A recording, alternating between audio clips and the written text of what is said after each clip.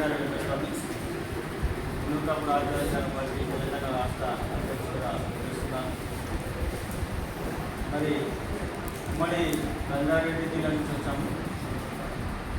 రంగారెడ్డి జిల్లాలో అప్పట్లో ఉద్యమం గురించి కానీ మిగతా విషయాలు కానీ విప్లవ విషయాలు కానీ చాలా తక్కువ తెలుస్తాయి. హైదరాబాద్ ఎప్పుడైతే వచ్చామో మాకు కరీంనగర్ మిత్రుడు ఉండే ముస్లిం అని తెలంగాణ ఉద్యమం గురించి అన్యాయం గురించి చాలా చక్కగా చెప్పిన తర్వాత ఇలా ఉంటున్న విషయాలు నాకు చాలా అర్థమైపోయింది. అది తర్వాత భద్ర సందేశం పరిచయం రావడం ఈ విధంగా ఇక్కడికి రావడం జరిగింది. మరి భావజాల వ్యాప్తి ఖచ్చితంగా అన్ని కులాల్లో జరుగుతుంది. భావజాల వ్యాప్తి అనేది సిచ్యువేషన్ వేరియేషన్ అంటారు. అంటే ఉద్దీపన గురి చేస్తే ప్రతిస్పందన వస్తుంది అనేది సైకాలజీలో ఉంటుంది.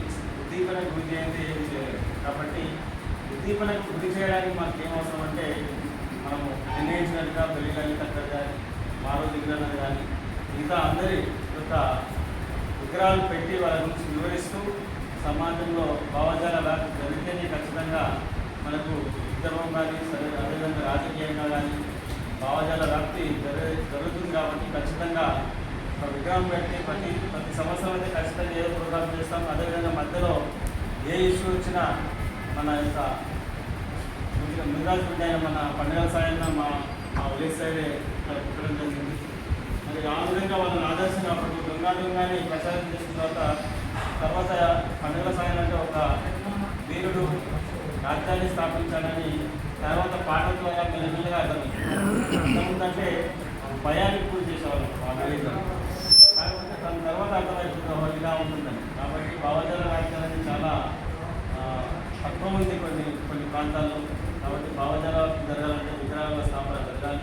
ఖచ్చితంగా నూకాపు రాజ్యాధికార పార్టీ నుంచి నా వంతు అదేవిధంగా నా సంఘాల గురించి వివరించి ఖచ్చితంగా సహాయం చేయడానికి ముందుంటాను. Thank you.